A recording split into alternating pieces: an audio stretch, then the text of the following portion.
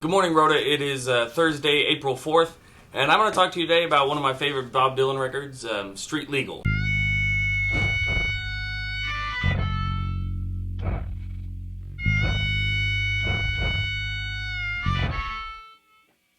Street Legal is a very important record to me for a number of reasons.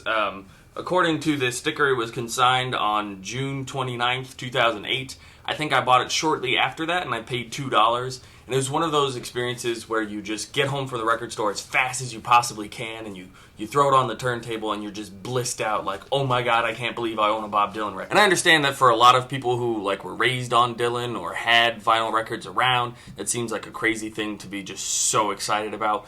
But I regarded for a long time Bob Dylan records and Beatles records as things I would never own, because if you owned that artifact, why would you ever get rid of it? But furthermore, for me, it's just one of my favorite records. People don't regard it as highly as I do because they don't like the arrangements, the sound of the record. I've heard it said that it's too similar to what Bruce Springsteen was doing at the time, which I find absurd. There are people who critique his voice. It's the transition from middle-aged, good-sounding Dylan voice to the whiny, nasally, gruff old man voice of his recent records, which some people adore, I love, some people find it insufferable. But as with most things in music, I value the songwriting above all else, and the songwriting on this record is superb. Not the least of which is the opening track, Changing of the Guards. This might be my favorite Bob Dylan song of all time, and it's because it's successful.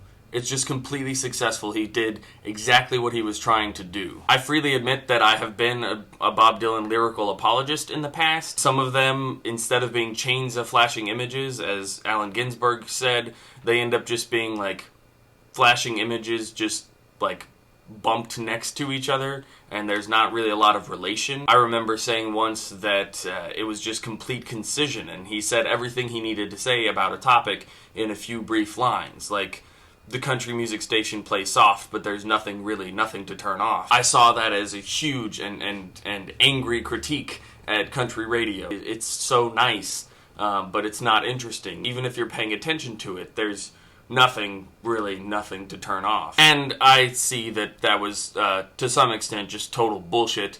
But the chains of flashing images are never better than on Changing of the Guards.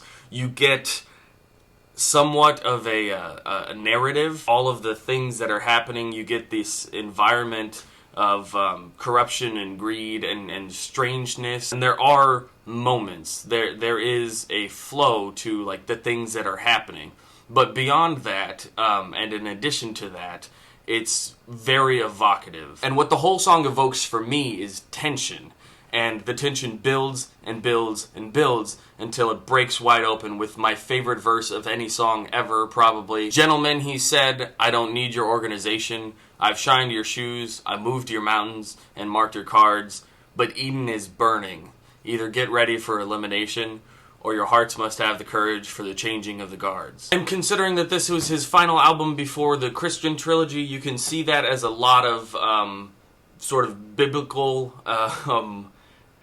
allegory, but it's also just so powerful and resonant. You hear that line and get ready for elimination.